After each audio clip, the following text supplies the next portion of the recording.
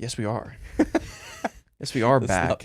You want to know why we're back? We're back for episode 75, baby. Yes, we Why does it always feel like we haven't recorded in like a month and a half, but it's only been a week? Because that's how much, like, dude, when your life is changing on your personal side, and you bring in all that clutter, and imagine just three of us going through something different throughout the week, it's going to feel like a month. I just feel like I like to call it COVID time. COVID Or time. is that just 2020 time? Well, the reason why I call it COVID time, and obviously we're living with COVID and stuff like that, but I just feel like throughout 2020 in particular, because we're still we're in February 2021, but we already experienced the full year, right? Mm-hmm. It felt like time slowed down. Like, it felt like a week took a month. I think what it is pandemic that there are from there. so many events happening in such a like short time frame that it feels like time is lengthening. I agree. Sorry, we were just having a discussion before the podcast went live about, they're called plosives, Yeah. is the technical term. And a plosive is exactly that. Like when I go like into the mic, I think my mic replicates it better. it's that, or like those are technically plosives, right? Mhm. But we have external plosives, which is like us adjusting our mics and stuff like that. We need to come back on. Yeah. But you were saying, Zaid. Yeah, I feel like there are so many events happening within a short period of time that it almost lengthens. It feels like, I guess, time's not linear from that perspective. Well, I saw somebody online posted something the other day where it was like, I've already experienced 6 once-in-a-lifetime events in 1 year. Like, I think I'm good for a while. Yeah. 6 once in a lifetime, dude. Because if you think about it, like, I don't want to comprehend that. I mean, obviously you say like once in a lifetime, and like some things are going to be reoccurring, right? Like if you were born in 1918, you technically have experienced 2 major pandemics already, right? Yeah. Mm-hmm. So that means if you're still alive today, that is, right? If you're born in 1918, but that was spaced out by over 100 years, Mm-hmm. right? Just within 1 year in 2020, COVID. We had Australia almost burnt completely. California was getting toasted. A lot of gnarly storms. A lot of people losing their lives to an illness. A lot of crazy stuff was happening. Yeah, and throughout in the year. between all that, what was funny is that there was like false information, and at the same time, it was just old stuff being like revisited. Yeah. So it was saying, "Oh, Australia's on fire." Remember that second week we had South America's on fire, and it turns out the pictures were old as hell. Yeah, that's true. There's a lot of like Yeah, disinformation so and stuff like yeah, that. it's kind of like, you know, when things are believable, people just insert the unbelievable shit, and then they make it believable because of the trendy crap. I do feel like a lot of it is social media. Because if you think back to like, you're in the 1930s, all you have is your little community and the Wait, events hold on. that go around within your community. How can I think back to the 1930s if I was born in 94? Yeah, take us there for a moment. You don't have a phone. Think about this. Yeah, You I don't know. have a cell phone. Take us on a And ride. I'm messing with you, by You the don't way, have, but yeah. of course, you don't have mainstream media. Mhm. So the only thing that you have to tap into is your local community Yeah. and the events that occur within it. You don't know what's happening in Australia or any other countries. The only thing you know is either from the news, which you most likely get through a radio, or you go to the movies to go watch, Yeah. or you read the newspaper. Yeah. My dad was telling me that, like, back when he lived in Tennessee, somewhere in the, like, 87. Dad something lived like in that. Tennessee. Yeah, he did. Interesting. Yeah. It's weird, but Tennessee.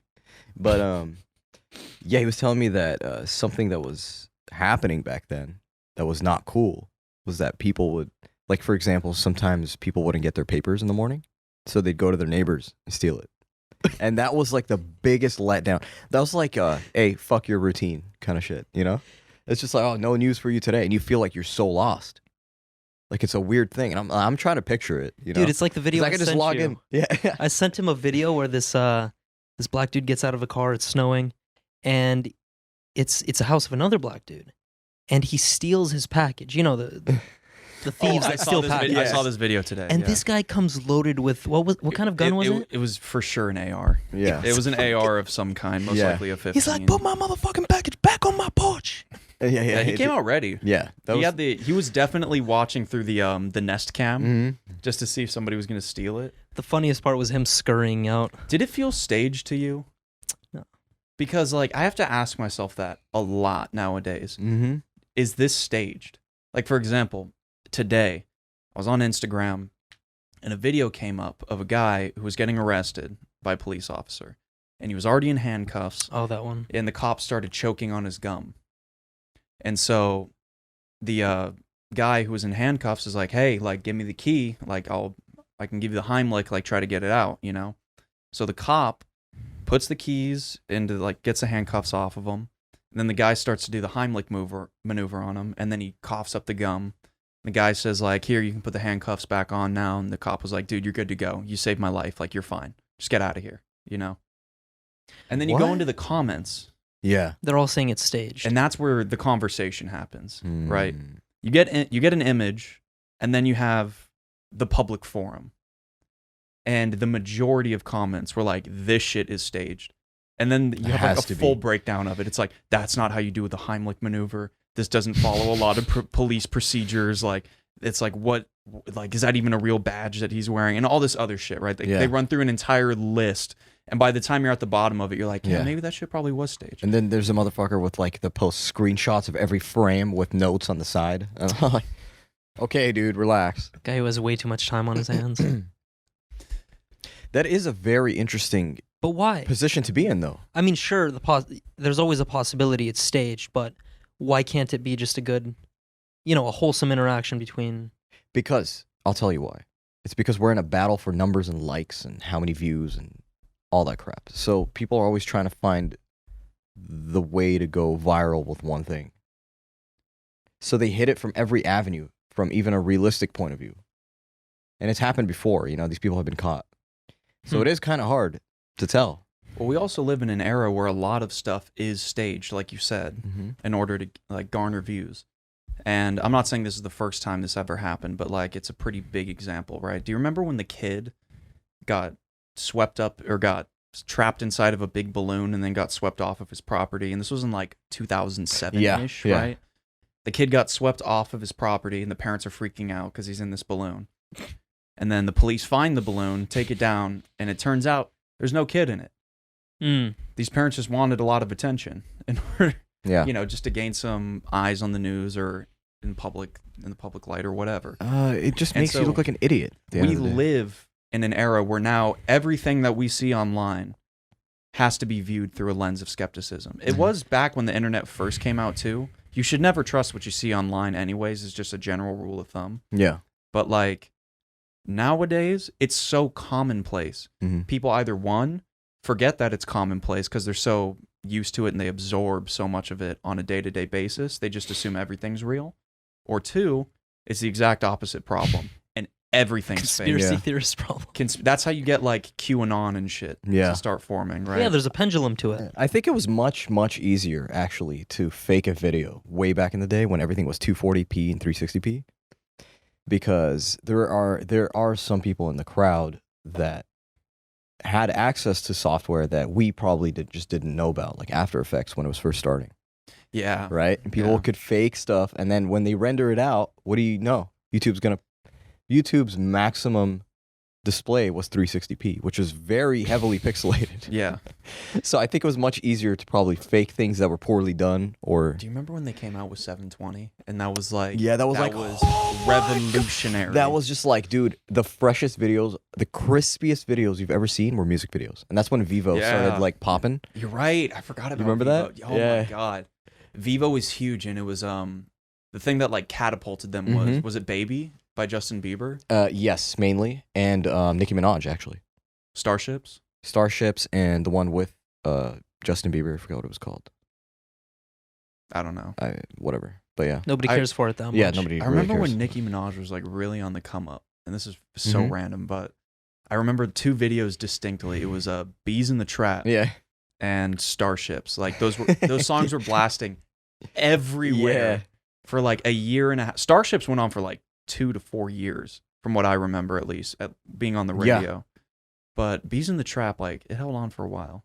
It's a pretty cool little beat, too. I'm not gonna lie. For the time, Yeah. Like for what we were working with in terms of like hip hop music back then, It was a solid beat. it was less hip, more hop. That's how I felt about hip hop in that era. I would agree. More poppy. Just it was just simpler.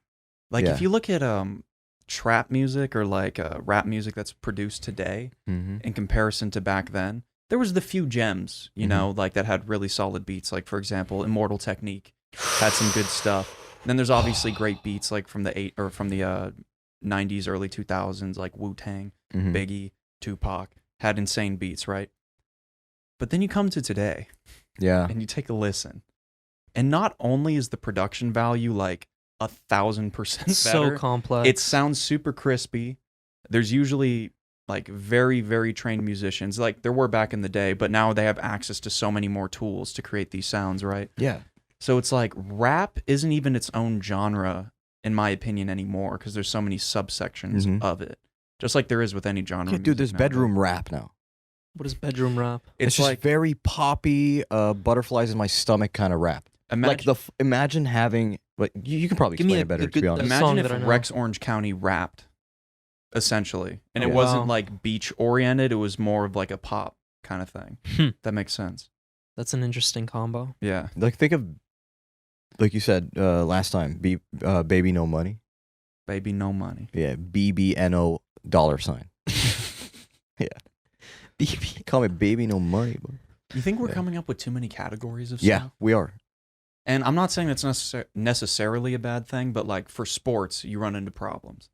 Like apparently the UFC, it's like now there's, or even boxing, or really any contact sport that's involves fighting. They all have too many weight classes, is like an argument as to why it's starting to get boring. Like there's so many world champions now. Because like back in the day, there was like back in when Muhammad Ali was fighting and stuff like that, there were nowhere near as many weight classes as they are today. Yeah. You know, that's right. There's weight classes for, I think it was either 5 or 10 pound intervals now. Like it's so tiny. But at those levels, doesn't it make a big difference? Yeah, it could. Like it allows more people to enter the sport and then get into more fights, and it allows for more people to rise towards the top, I guess you could say. But back in the day, like there might be a difference between a fighter of anywhere from like 15 to 20 pounds in some fights. And sometimes the little guys, like they'd put on a show because they can move quicker. You know, it's like it comes down to a balance of, is this guy's power going to be able to match this guy's speed and cunning, or vice versa? Or is this guy's attribute going to match this guy's attribute? Even though they are at different weight classes, probably pretty different heights too. It made for a really interesting Comes down to skill level and that kind of stuff. Like oh man, I wish I could remember this guy's name. He's this famous old boxer who just took on anybody, and this guy was tiny. His name was Vladimir or something, bro. It's like 4'9". 4'9". Just taking on the world. Not even 5 foot, dude. I'm trying to remember what this guy's name was, but he was he revolutionized the boxing game because he really had an emphasis on bobbing and weaving and head movement. Like for the majority of his fights, I think there'd be days where he would do like 2 to 3 fights at a time, just because he got hit so few, like so little. Yeah. Essentially like a Mayweather? Yeah, kind of like Mayweather, but like... So he's good at conserving energy and playing defense. Exactly. But at the same time, I'm looking for that hit. Like when you watch him fight, all he's doing is moving his head. Like, and the thing is, a lot of the guys he was going up against didn't have the skill to counteract that. Because fighting at that time was radically different, or at least boxing was like a totally different sport in comparison to how it is today. Like when they fought back then, they had way more rounds. And the reason why was because they weren't landing as many hits per round. You weren't getting fucked up nearly as bad in the first 12 rounds as you would in modern boxing, right? Like our modern boxers go all out for those 12 rounds. They're as much as they can. But in those old days, sometimes they had boxing matches that went on for days. Days, plural. Continuous or take a break? There might be some breaks here and there. I can Google that right now, but... Can you imagine a 3-day boxing match? Straight up. But yeah, it was this, just crazy fights. What I can't stand is cricket. Because apparently they have games that last for weeks. First of all, I don't understand the sport at all. Does it smell weird? Yeah, it smells like an electrical fire. Right? Do we have drama going on in the stew? Let me check. Or is it an incense? Check for us real quick and get back to us. We are back. We're back. Sorry about We're that, not on guys. fire. Thank Not God. on fire. We were a little concerned about the building here for a We were second. just playing Guess That Smell. The Yeah. building. Yeah, luckily it wasn't in the stew, so thank God. Okay, cool. But boxing. Yes. So the longest fight in history, I was Googling it while you were out, it took place over the course of 2 days. Mhm. And it started at 9 p.m. and went on early into the morning the next day. It lasted 7 hours, 19 minutes, and the winner only got $2,500, which actually, to be fair, back in the day, It's a lot of money back then. yeah, it was in 1893. That is a solid amount of money. Yeah, it's like 250 grand today. Well, I can do that. Let's do a money converter. Inflation. Yes. Money inflation. Calculator. So they can only go back to 1913, so we'll just do it from there. Okay. The value was $2,500. Yeah, it's around $66,000 in today's money, which still for a boxer, that's depending For on where 2 you're days, at, listen, good. that's good. Depending on Okay. where you're at, that's good. If you're Mayweather, that's garbage. But Yeah. So this boxing match, it went for 110 rounds. What the hell? 110 rounds. What's the max rounds today? Like 8? I think it's either 12 or 15. Okay. 110 rounds and you're walking away with 60 grand. I don't know if that's worth it. So there's two boxers. Body's taking a beating. Yeah. There's two boxers, and I'll only say their last names. It's Burke and Bowen.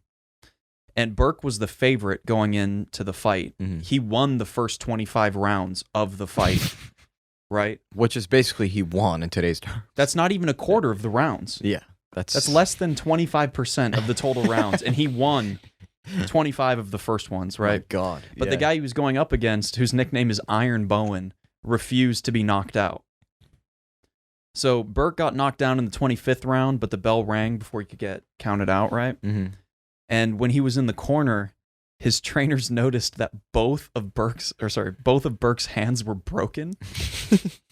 Like just annihilated, My right? Because God, it's bare yeah. knuckle at that time. Yeah.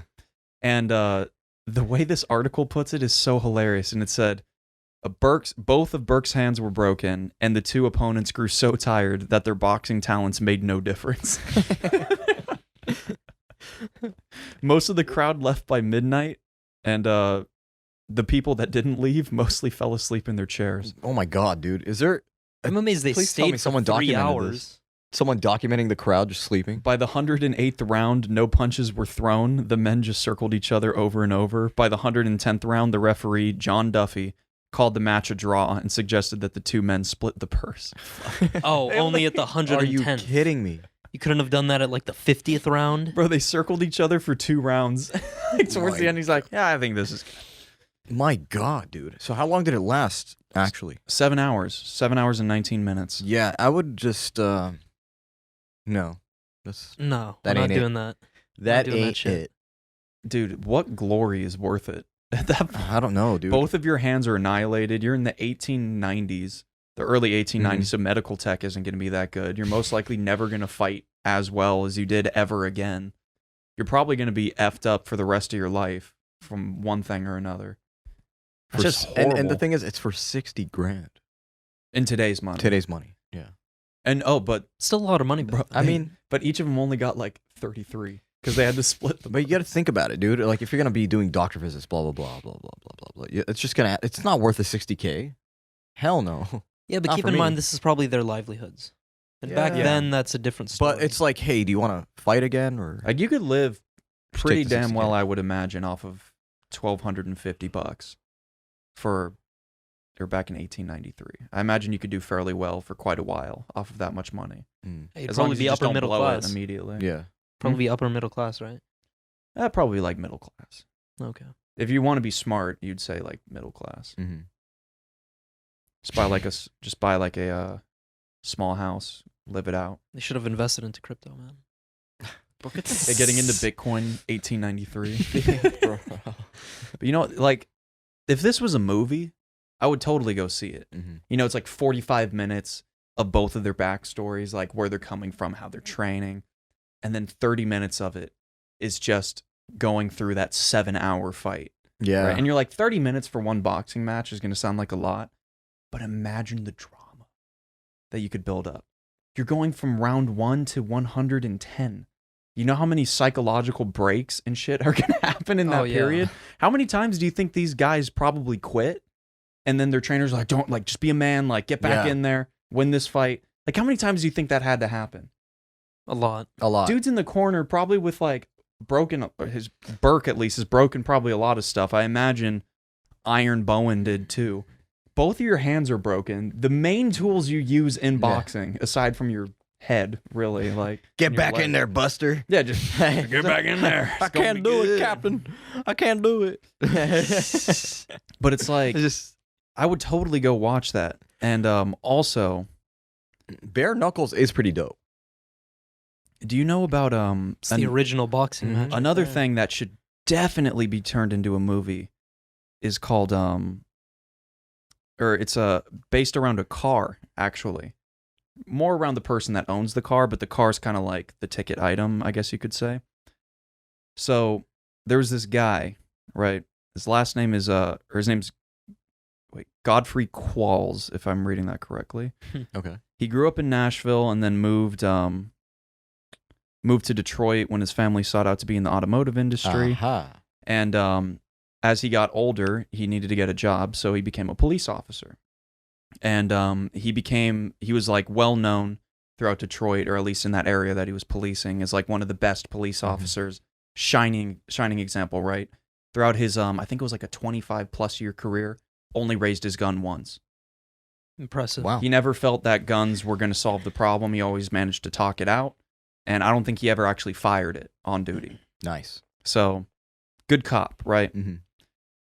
Now, being the best, or being known as the best cop in a city, obviously comes with some perks, right? Can it maybe get a key, maybe get some good little incentives here and there, maybe get some means or access to opportunities that can get you a little bit of money. Or maybe get a whip. And Godfrey Qualls got a little bit of money, right? In fact, he got such a good amount of money off of whatever it was that generated it, that he bought the most badass car in Detroit. Which was? Is it a Mustang? It's a Challenger. Ooh. RT. Ooh. 1970s. It looks wait, did they badass. have any other like levels, or was it just? They had RT back then? They had a lot of tiers back in the day. Like I know when we think of like the auto industry today and how like we can just spec it out, like especially for somebody like Ford or not necessarily Volkswagen, who wouldn't be another good example of that? Any other American automotive company, really. Like we have a lot of options when we can buy cars, right? Like different engine options. Like for example, I was looking at an F-150 today online, just out of curiosity, and I think there was like 6 or 7 different types of engines. You get a lot of them. They had that philosophy back in the day too, in the 70s, 60s. You know, once the V8 really came into focus, like at least in the American automotive industry, there was a whole bunch of engines that you could order, like V6. Maybe like an inline 4 or something like that. V8 is obviously the ticket. And in some cases, you could get a V10. Depends on what car you're trying to buy. But this guy, he got the Challenger. And was the Challenger by GM at the time? The Challenger was by Dodge, which I believe was owned by GM. Yes, okay. And it was like one of their, I don't think it was their shining example of GM. Like, I don't think that was their best of the best, but it was like one of their best of the best at the time. And this thing, it came in. It was all blacked out. Dude, this thing is a Here, whip. Actually, let me drag it onto the big screen for you. This thing is a whip. Inside, I'll send you a link Oh to my it. god. This car. Say no more, dude. I don't even like Mopar. And for those who don't know what Mopar is, that's... It's an auto part company? Now, Mopar is essentially kind of just like a term that's used for like Dodge, Chrysler, GM cars, right? Oh, okay. So it's their particular... Like they utilize... Auto body... It's just kind of like... brand? Well, it's like parts can be Mopar, and then also it's just like that. Those cars, like they're classified as Mopar vehicles. Okay. Gotcha. And I'm not a Mopar guy, so I'm not like a huge Dodge, Chrysler dude. But this is special. Yeah. It really is. Because he has some of the highest, or it is the highest trim level option, and with some really exclusive extras. Like, for example, this top right here, it's not a convertible, so it's just like a standard hard top. What is that made out of? It's made out of alligator leather. Ooh. Weather treated on the outside. Flex, it's young man. So sick. And that, and he also, this thing right here, he got a custom decal on the bottom of it, underneath the RT like symbol that they put on the side of the car. And it's it says Africa, and it's got red, black, and green stripes. Ooh. It's just it's one of those little touches, you know. It's like a Black Unity symbol. It's just so cool. Yeah. You know, and the rims are just, this car is dialed, right? And it would haul ass for the day. It was one of the coolest cars on the block, right? Yeah. So, Godfrey. This is why I love this guy. He is the most respected, or one of, if not the most respected police officer in all of Detroit. Has an unbelievable track record. Has one of the coolest cars of any. And this, by the way, I'm pretty sure he used this as his patrol car. Wow. That's gangster shit. Yeah. Right? So he now has like one of the coolest cars, most reputable police officers, has one of the best reports or just histories of any police officer. What do you think he does with this?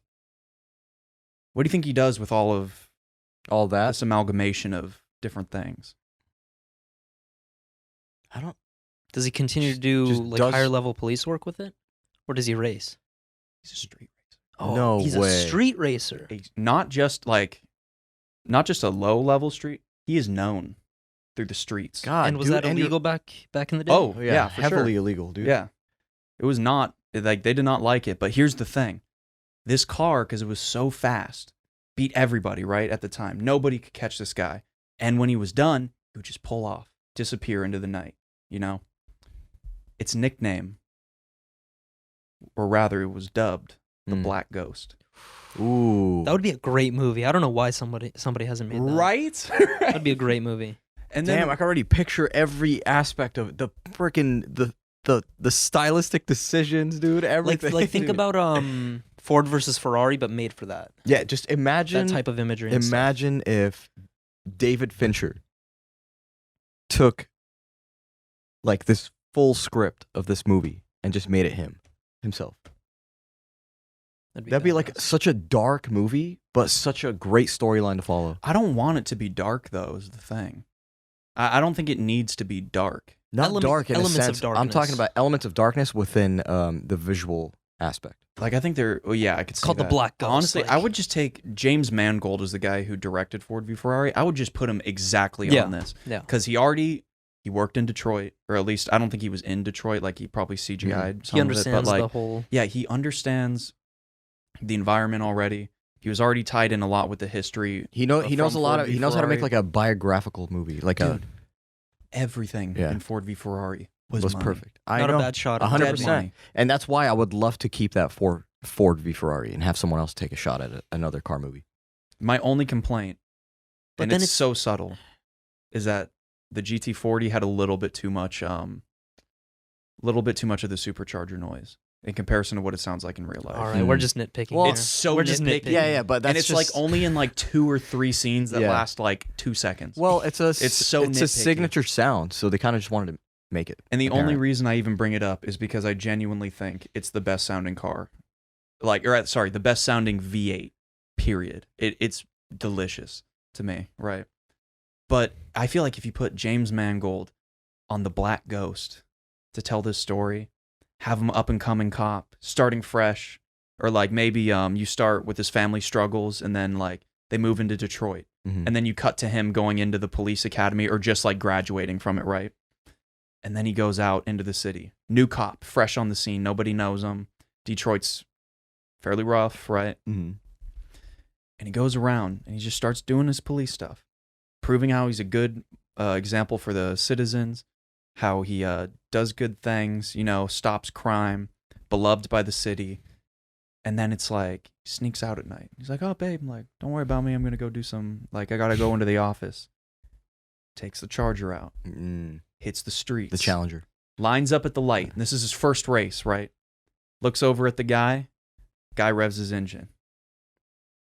Godfrey sees that he revs his engine, gives him a little nod, Just looks forward. turns on his police lights. Foot on the clutch. Rev the gas to an appropriate point. He's got, I forget, I think it was called the pistol grip shifter, right? Mm-hmm. It's lit. I'm sorry, this is so, it's a grotesque way to imagine. It's literally just a dick you're grabbing onto and freaking shoving it into each gear. But just holding on to that shit, ready to go, right? And then the light turns green. Drops the clutch. Wheels spin for a little bit, right? From both cars. Mm-hmm. They get up and running. Godfrey hits second gear. Pulls. Interstellar mode. He's gone, right? And then the dude in the other car is like, what is happening right now, right? Mm-hmm. So imagine if you took the stunt choreographer, or better yet, the DP who worked for Baby Driver, mm-hmm. and then James Mangold, the guy who directed Ford v Ferrari. So like having those like cinematic, perfectly precise, choreographed shots of cars mixed in with the like historical accuracy and storytelling that James can bring to the table. Could win an Emmy. We have okay. Here's the other thing though. African American police officer. So we captured the attention of the nation as a whole, right? Just from that standpoint. Yeah. From that standpoint, right? Of course, you already know what time and place. We have a black protagonist, which is cool, who's a police officer, which is controversial, right? Or at least in this day and age, it appears to be controversial, right? And he's a shining example of how police should operate, right? I feel like that's just one of the best. But he also has a dark side. He's got a quote-unquote dark side to where he's willing to do illegal things. He's got a dark side that, in my opinion, really isn't that dangerous if you know what you're doing, right? And the majority of these people, like if you were a street racer back in the day, like, and you were just starting out, you're going to mess up a lot. But this guy, he didn't really play around with like newbies. He only messed around with guys that were like in the scene, right? And what proves that is many years down the line, his son hired this guy to restore the car. It took almost nothing to get it up and running again, and it was sitting on blocks for like 20 years, right? With the same oil, the same gasoline in it. So they had to take the tank out or scrub it down or whatever. They had to replace a few lines that moved fuel through the system. And I think they just changed the oil out and the spark plugs and it fired right up. Like it was brand new. Well, damn. Perfect, right? And then he fixed it up, or as much as he could. He didn't touch any of the bodywork or anything, and then took it to a car show in Detroit. Yeah. He had people coming up to him left and right like you wouldn't believe. He walked away to like go to the bathroom. His wife called him and said, "You need to get over here now. Like there's people talking to me that say they know Dad," which is the guy who owned the car, Godfrey. They're like, they got crazy stories. You need to hear this. People were coming up to him like, "Man, like Godfrey, he used to run us up and down the street, like, and just like that dude would pull off and did like crazy. He's just the man. He's the black ghost." Like, so many stories that were shared. Like, it'd just be the coolest narrative. Like, why is nobody picking this up right now? Yeah. Or at least it's not being drafted. Like, that'd be the coolest movie. I'd love to watch that would be sick. Like, do you guys know of any other stories that would be like a really cool? I saw one that failed and it freaking sucked, but it was Dora the Explorer movie. They made it a Hollywood feature film for no reason. Disgusting. Yeah. But any other movie? Let me try to get creative here. I feel like Hollywood has more misses than hits nowadays. Oh yeah. That's why I think 2019 had some of the best movies, dude. It's been a while since they released anything good since Dark Knight. And that was like... What? You think no good movies were released from The Dark Knight until 2019? Well, look, because phenomenal is a strong word, right? Good is just average. So there's plenty of good movies. But do you want phenomenal movies? Those don't exist anymore, almost. Yeah, they do. Sometimes. Like Ford v Ferrari was a phenomenal movie. I thought... Along with The Gentleman. Along with, you know? Well, what about like... that whole year had just really good movies. They did, yeah, but I mean, there was other movies that came out. When did The Dark Knight come out? Dude, we were stuck on like Fast 4, 3, and 5, and 7. Oh, by the way, they're making Remember how another one. cinema was for a while? They're making a 9th, by the way. Yeah, which is disgusting. So you're telling me from 2008 until 2019 there were no good or no phenomenal movies that came out? Of course No, there's probably one or two, but I'm saying like... I think there was a lot. Given a 1-year timeline, a lot of good movies came out in that year. Oh, there were definitely a lot more than one or two. I don't think so, dude. Well, actually, the thing is, there are so many fucking movies Here's to the pick thing. from. Here's the thing. what we used to see being advertised was always a shit movie. If you wanted a good movie within those years, you had to venture out on your own. Like, the only way I found out about Nocturnal Animals was literally because I was Googling Tom Ford glasses. All right? Yeah. And then when I looked up Tom Ford on Google, I saw that he was a director and he had 4 movies. And I was like, what the hell? And I saw Nocturnal Animals. It had one of my favorite actors, Jake Gyllenhaal. And I was like, oh, what the hell? Whoa, where did this come from? 3 years ago? What? There you go. And that's how I found out about a phenomenal movie. Dude, I just looked up best movies of 2009 and 2010. Just to like name a few from 2009, at least some of the more critically acclaimed. It was like Enter the Void, Inglourious Bastards, Interstellar. Interstellar didn't come out in 2009. One of my favorite movies, Mr. Nobody, which not a lot of people like, came out. 2010. There was 127 Hours, Shutter Island. Shutter Island was good. I liked 127 Hours. 27 Hours was good. But my point is, there's a lot of good movies coming out. In between 2000, or I guess phenomenal. Like Grey came out in 2011.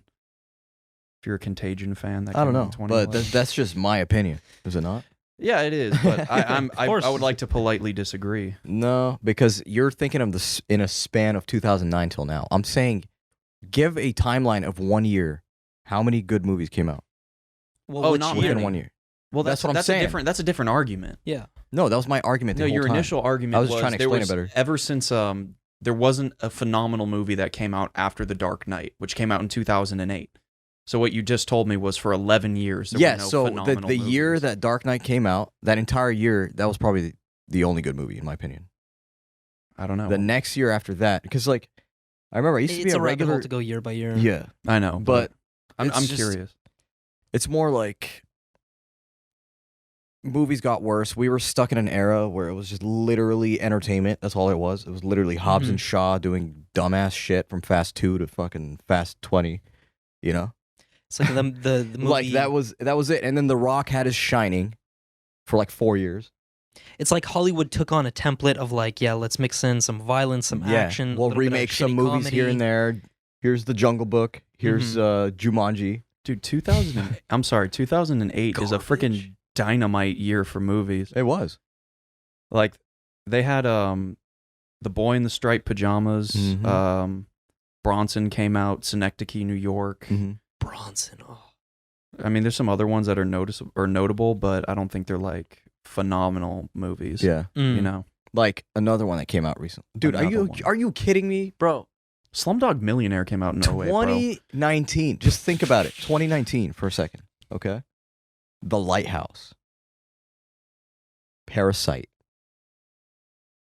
Yeah, they were good movies. I agree. In one span of a year. That's what I'm saying. That it was overwhelming of a year for me. Like, I will also say there is a push for outside movies to come in, like outside of our country, to be into the Oscars. And that's what I want. I want more of that because I want to see more creativity. Because I don't want to see The Rock starring in this new freaking board game inspired movie. Yeah, okay, I will agree with you on that. Yes, 100%.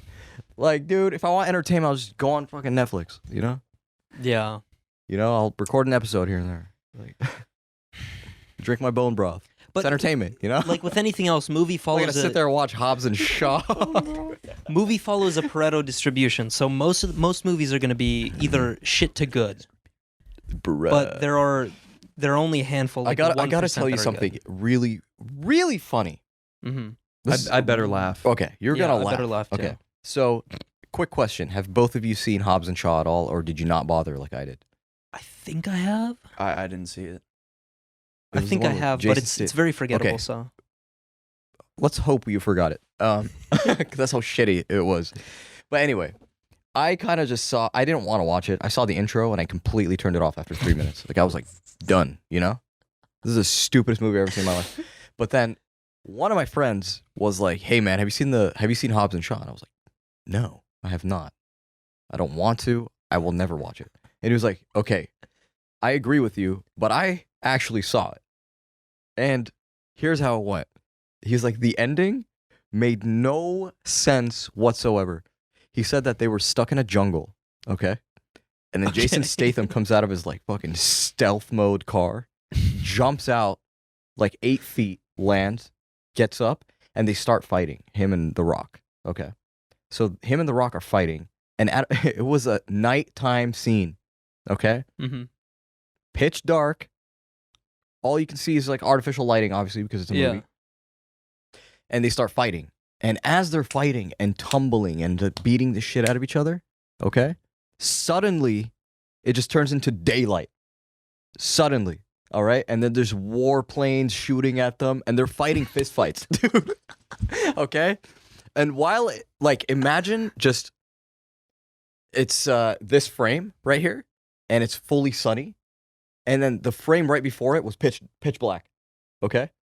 Just and makes then no sense. as he swings his other arm, it cuts the camera. It goes to camera B, and all of a sudden it's raining. And like nature is like fucking having diarrhea right now. The continuity. You know What? Continuity error. And it of was the just century. so like I was like I can't believe this. And he was like, play the ending, and I did, and I wish I never saw it. That was the biggest failure in movie history. You can't even get the weather right. Listen, Or the- I admire The Rock as a character, as a person, Mm-hmm. but when he takes on these movie roles, I mean, I get it, money, notoriety, you get Yeah. more fame and Yeah, stuff, but money's nice. it just brings my opinion down on him just a Yeah, tad I feel bit. you. You know. Well, I'm sorry. Dating back to the 2008 thing, do you remember what happened in 2008? Crash. There's a recession, dude. Yeah. Yeah. So that's probably why movies weren't that good for a long time. Would be my guess, right? Possibly, yeah. Because at least to the market, there's mean, like they're- not as big of yeah. an incentive to go in. Yeah. For the film Mhm. houses and stuff like Yeah, that. because you do need money. And speaking of business, there's What something about I did want to bring up. What is it? Business? No. Bus- Well, it is. bring up it business relates, about business? It relates to business. Okay. Not 2 a.m. business, though. Ooh. So there was this kid on Instagram, and I'm not going to name his name because I, 1, don't remember, and 2, feel like it's not incredibly important to the story. If you feel like it is, let us know, and we'll talk about it on the next podcast. But No, we won't. but Okay. this kid went on Instagram, and he's like TikTok famous, right? Mhm. Or semi TikTok. I don't even know, right? Because Yeah. that's not my. Or wants to go viral on TikTok specifically. Yeah, well, he has gone viral. Like he's gotten, I think, millions of views and stuff like that on TikTok, right? But Yeah. isn't TikTok weird? Like I know people who joined and like within the first day they got like 75,000 watches on their TikTok or Yeah, whatever. yeah. Anyways, my point is, this kid's on TikTok. He made a song. It got really popular, and that's really great. He got hit up by all these record labels asking about details like taking interest in him as an artist and blah blah blah blah blah, all that stuff, right? Mhm. So here's where it gets interesting. The kid, while he was talking to all these different producers, studios, record labels, stuff like that, the person that he was working on the track with sold the rights to the song from underneath him. Yikes. And here's where it gets interesting. The kid who made the video that I'm talking about claimed that they were already in talks for the rights of the music, right? And he said Yeah. that it was his song and all he did was write the lyrics for it. That's not your And song. I think sing on it would Yeah. be my guess. Mhm. I feel like that he's just overly emotional about it. I think I get it's your words, but that's not the song. there's like a lot of different areas to Yeah. tackle. The last for time I this. checked, in talks doesn't mean you signed a contract and it's finalized. Yeah. In talks means in review or whatever. Well, in talks can mean a lot of things, right? Mhm. And this is just important for people to know, in my opinion, right? Like this is just good business, Yeah. right? So in this instance of the kid with the music thing, maybe the song did belong to him. I don't know. One way he could have done that is when you upload it to a distributor, like which would be something like DistroKid is what a Mhm. lot of people use nowadays. And what DistroKid or distributors do is you pay them money, you can upload your track to their website. And what they do is they distribute the music to a whole bunch of different platforms, so like Spotify, SoundCloud, So like YouTube. what Libsyn does for us. Exactly. Okay. Exactly. So instead of podcasts, it's just music. Yeah.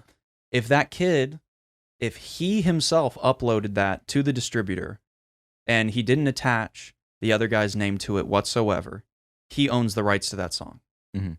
Because he paid for it to be distributed, which through DistroKid, if I remember correctly, they also license your music to you. So like they create official documents. So if some really big corporate company picks up the song and uses it in a commercial, you can sue them and have like Yeah, so your can actually have a royalty, holding in it's court. your royalty under your name. Yes. Basically. Okay.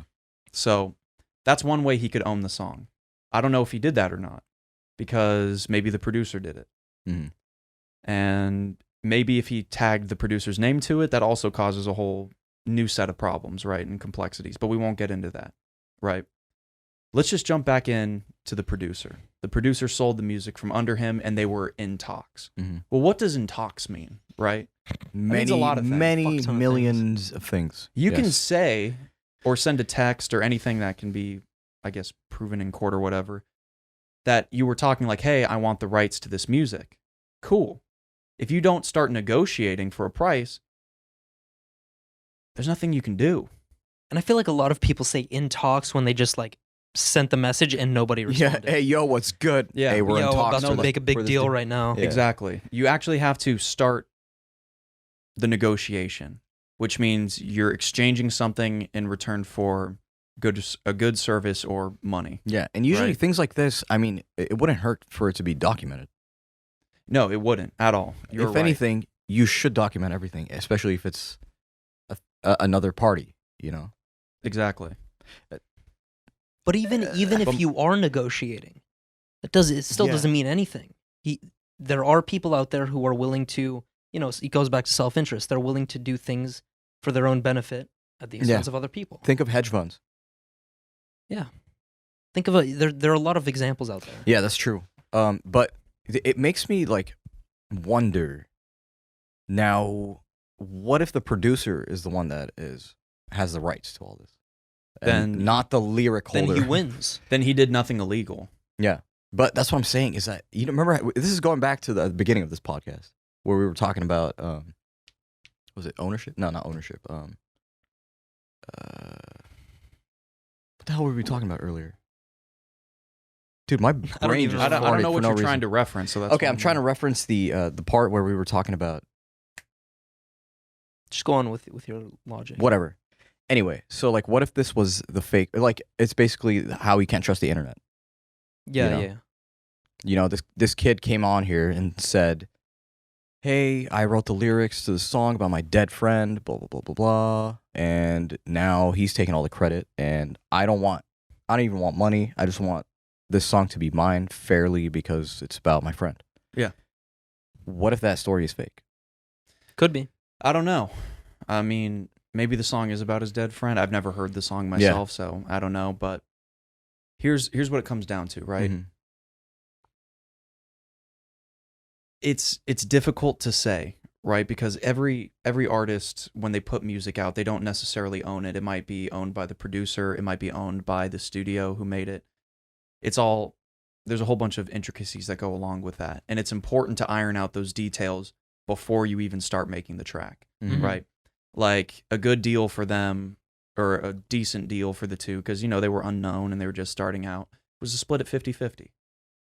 You Yeah. know? That's how it starts off, like a natural mind when you're going into a project or collaboration or whatever. It always feels like it's 50-50. It's not 20. It's 70 collaboration, or- yeah. Yeah. Now, from an artist integrity standpoint, it was a big dick move. It was. Not yeah. in a good, not like good. Sorry, it was a dick move. You know, Yeah, it wasn't because- cool. Small dick move. Because from what Yeah. I understood from that story is that they're familiar with each other. They're not like, you know. 'cause They he's- seemed friendly. Yeah, I wouldn't friendly. use friends, but at least they're acquaintances. yeah. There's somewhat of a familiarity there. Yeah. Like they've kicked it once or twice, you know. And then the artist can always argue. I don't know how involved the kid is with the music, right? The Mhm. guy who Yeah, that's said another thing. That's another He said he key just thing. wrote the lyrics, which, like, in terms of a song, is only like what, realistically? 10 to 15%. Yeah, the 10, song. 20, maybe 30%, depending on how you want to cut it, right? Like, for example, on a rap track for like Kendrick Lamar or something like that, you could argue that the beat's fairly repetitive, but what makes it feel different throughout the entirety of the track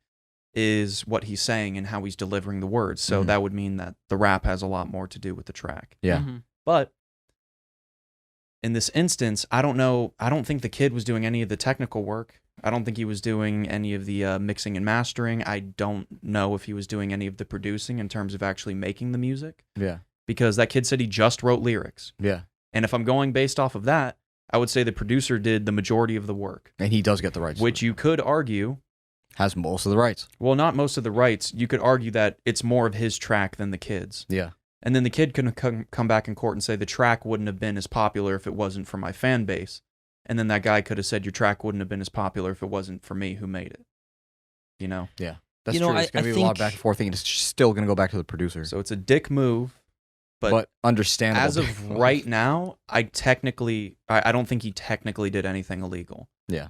Same. Because this kid's making it seem like he wants to sue this guy. And I'm like, I don't know if you have legal ground to do that. Yeah, or like an emotional suing. Yeah. I think he's making a strategic blunder because regardless, okay, the beat is very important, but he also provided the lyrics. Why go through the whole process of making this video about how you got fucked or whatever it is and continue to make music? You already have eyes on you as a person. You have eyes on your work. So why not collab with other people? Or better yet, just make another song. Yeah. Yeah, make another song about how this guy fucked you over. If your lyrics are good enough to be on a viral song, they're good enough to be on other ones. Yeah. Or it could be that this kid is a fucking genius and he knows exactly what he's doing and he knows that he owns the rights to the song, the other dude. Could be that. Right? That's also possible. And he's like, you know what? This guy's actually really good at making music. I want to take his career down. Might be a true Which, if that's the case, if that's what's happening, which I kind of doubt, but like, if that's true, that's a defamation suit waiting to happen. Mm-hmm. Because I mean, like, from an artist integrity standpoint, he left the guy's name out of it. Yeah. Which, that might be for legal reasons. I don't know. But the thing was, he did post a picture of his Instagram and showed the entire caption of it. Yeah. Which is really easy to find. Yeah, It's just a people Google can find search it. away. Exactly. So, he wasn't really trying to hide this guy. But he was just kind of like hinting at, like, oh, I didn't publicly display it. I technically blurred it or whatever. But now, what's even weirder is if the producer's in on it. Dude, what if this whole thing is chess master because moves.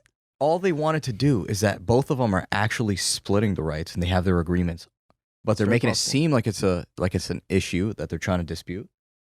And all they're doing is that they're getting growing virality from both sides, so that this one track gets all the attention. Listen, more power to them if they're able to pull that off. I think that's what's happening. Do you guys want to put money on? No, I'm just kidding. Long story short, if you're gonna go into business, make sure everything's ironed out beforehand. You read all the fine print, and if you can't read the fine print, hire somebody to do it for you. Exactly. Because 9 times out of 10, the person you're hiring to do it for you knows way more about whatever's happening on that document than you do. So, just be careful. I think this kid, if anything's going to happen, you should just take the L and make another song. Exactly. You can never run out of songs if anything. Don't work with that producer again. Just make something new, which will be even more viral as a result of this dropping, because now all people are doing is anticipating for the next thing. Yeah. And don't forget, fine print is all around us. You just got to look for it. Fine print is the most important Exactly. part. And I'll make it easy for you guys. The fine print here is that please go like and subscribe on YouTube. It's in the terms and agreement for It the is. 2 a.m. podcast. Unfortunately, what happens when you view the stew. If you're listening, you already signed on it. Yeah. So, do us a solid and go ahead and like and subscribe. Turn on that notification bell because it helps us. And you don't ever want to miss out on great content. Amazing content. Guys, there's going to be a sick episode coming up that we are adding our little ingredients to still at the moment. But there's going to be a new location. It's going to be an outdoor one. I'm going to leave the rest of the details out because I want it to be a surprise. But yeah, you heard us here. Check us out. Go for it. At the 2 a.m. podcast on social media platforms such as Spotify, Instagram, Anchor.fm, Castbox, and many more of your favorite podcast listening locations. You can also check us out on YouTube at officially 2 a.m. Mm-hmm. You know, like Saeed said, like, comment, subscribe, share the videos. Exactly. Leave a 5-star review on Apple Podcasts if you guys are Apple Podcast listeners. Please, we appreciate it. We appreciate it. We love all of you. And until next time, guys, do you guys want to kick it off in a 3, 2, 1, 2, 3? Peace. Yeah. But everybody talking about